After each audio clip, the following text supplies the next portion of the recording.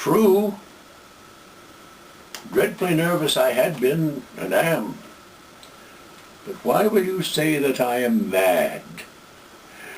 The disease had sharpened my senses, not destroyed, not dulled them. Above all was a sense of hearing acute. I heard all things in the heaven and in the earth. I heard many things in hell. How then am I mad? Hearken and observe how healthily, how calmly I can tell you the whole story. It is impossible to say how first the idea entered my brain, but once conceived, it haunted me day and night. Objects there were none. Passion there was none. I loved the old man. He'd never wronged me. He'd never given me insult. For his gold I had no desire. I think it was his eye. Yes, it was this. One of his eyes resembled that of a vulture, a pale blue eye with a film over it. Whenever it fell upon me, my blood ran cold. And so, by degrees, very gradually, I made up my mind to take the life of the old man, and thus rid myself of the eye forever. You should have seen how wisely I proceeded, with what caution, with what dissimulation I went to work. I was never kinder to the old man than during the whole week before I killed him. And every night, about midnight, I turned the latch of his door and opened it. Oh, so gently. And then, when I had made an opening sufficient for my head, I put in a dark lantern, all closed, so that no light shone out, and then I thrust in my head. I undid the lantern cautiously, oh, so cautiously. Cautiously, for the hinges creaked, and I undid it just so much that a single thin ray fell upon the vulture eye. And this I did for 7 long nights, every night just at midnight. But I found the eye always closed, and so it was impossible to do the work, for it was not the old man who vexed me, but his evil eye. On the 8th night I was more than usually cautious in opening the door. A watch's minute hand moves more quickly than did mine. Never before that night had I felt the extent of my own powers, of my sagacity. I could scarcely contain my feelings of triumph to think that there I was, opening the door little by little, and he not even to dream of my secret deeds or thoughts. I fairly chuckled at the idea, and perhaps he heard me, for he moved on the bed suddenly as if startled. Now you may think that I drew back, but no. His room was black as pitch with the thick darkness, and so I knew that he could not see the opening of that door, and I kept pushing it on steadily, steadily. I had my head in and was about to open the lantern when my thumb slipped upon the tin fastening, and the old man sprang up on the bed crying out, "Who's there?" I kept quiet and still said nothing. For a whole hour I did not move a muscle, and in the meantime I did not hear him lie down. He was still sitting up in the bed, listening just as I have done night after night, hearkening to the death watches in the wall. Presently I heard a slight groan, and I knew it was the groan of mortal terror. It was not the groan of pain or of grief, oh no. It was the low, stifling sound that arises from the bottom of the soul when overcharged with awe. I knew what the old man felt and pitied him, although I chuckled at heart. I knew he had been lying awake ever since the first slight noise when he had turned in the bed. His fears had been ever since growing upon him. He had been trying to fancy them causeless, but could not. He had been saying to himself, "It is nothing but the wind in the chimney. It is only a mouse crossing the floor. Or it is merely a cricket which has made a single chirp." Yes, he had been trying to comfort himself with these suppositions, but he had found all in vain. All in vain, because death, in approaching him, had stalked with his black shadow before him and enveloped the victim. And it was the mournful influence of the unperceived shadow that caused him to feel, although he neither saw nor heard, to feel the presence of my head within the room. When I had waited a long time, very patiently, without hearing him lie down, I resolved to open a very little crevice in the lantern. So I opened it. You cannot imagine how stealthily, until at length a single dim ray, like the thread of the spider, shot from out the crevice and fell upon the vulture eye. It was open, wide open, and I grew furious as I gazed upon it. I saw it with perfect distinctiveness, all a dull blue with a hideous veil over it that chilled the very marrow in my bones.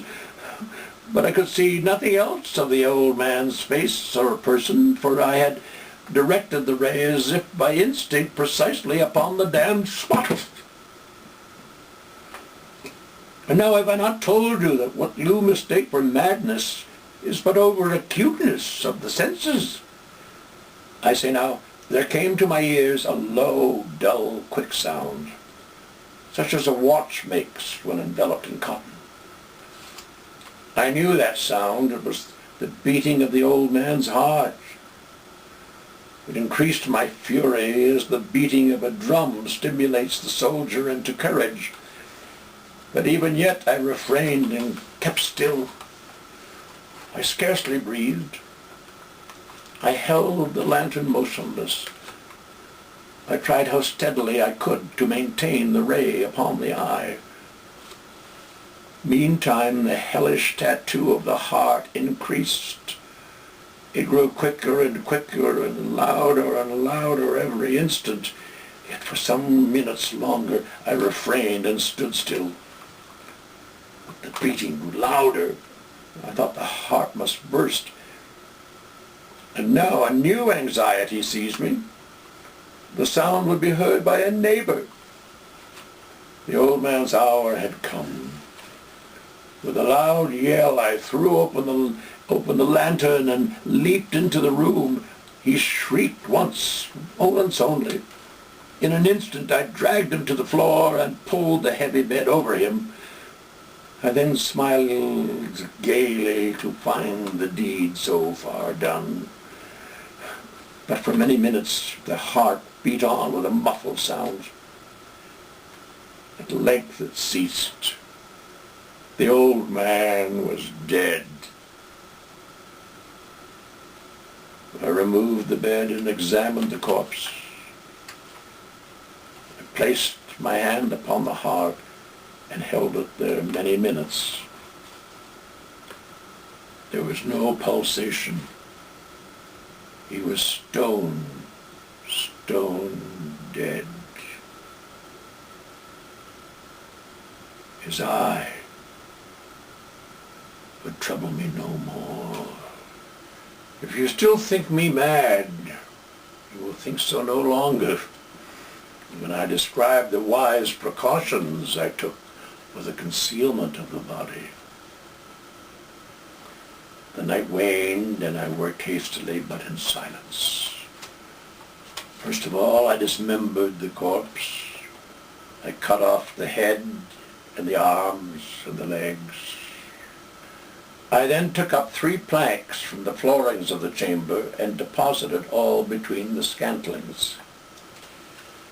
I then replaced the boards so cleverly, so cunningly, that no human eye, not even his, could have detected anything wrong. There was nothing to wash out, no stain of any kind, no blood spot whatever. I had been too wary for that. A tub had caught all. When I made an end of these labors, it was 4 o'clock, still dark as midnight. As the bell sounded the hour, there came a knocking at the street door. I went down to open it with a light heart, for what had I now to fear? There entered 3 men who introduced themselves with perfect suavity as officers of the police. A shriek had been heard by a neighbor during the night. Suspicion of foul play had been aroused. Information had been lodged at the police office, and they, the officers, had been deputed to search the premises. I smiled. I bade the gentleman welcome. The shriek, I said, was my own in a dream. Oh, the old man, I mentioned, was absent in the country. I took my visitors over the house.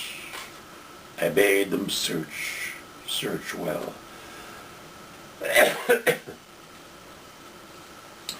I led them at length to his chamber. I showed them his treasures, secure, undisturbed.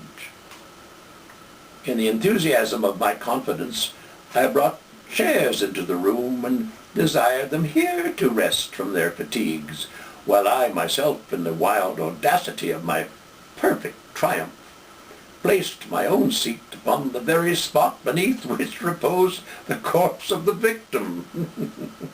The officers were satisfied. My manner had convinced them. I was singularly at ease. They sat, and while I answered cheerily, they chatted of familiar things.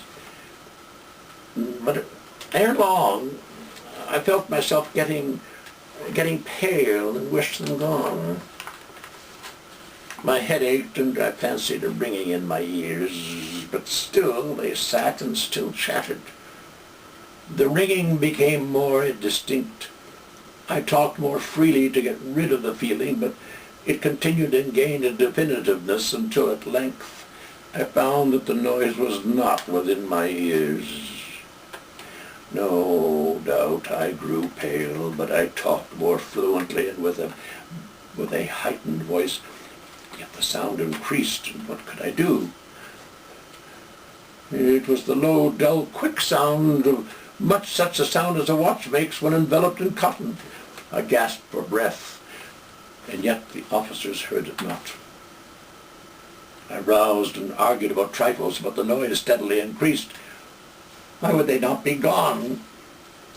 I paced the floor to and fro with heavy strides, but the noise steadily increased. Oh God, what could I do? I foamed, I raved, I swore. I swung the chair upon which I had been sitting and grated it upon the boards.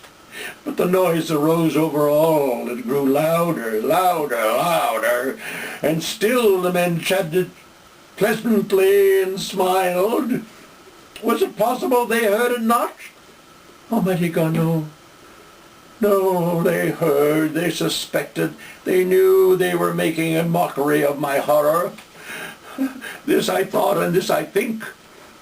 But anything was better than this agony, and anything was better and more tolerable than this derision. I could bear those hypocritical smiles no longer. I felt that I must scream or die, and now again, louder, louder, louder. Villains! I shrieked. Dissemble no more! I admit the deed. Tear up the planks. Here it is the beating of his hideous heart.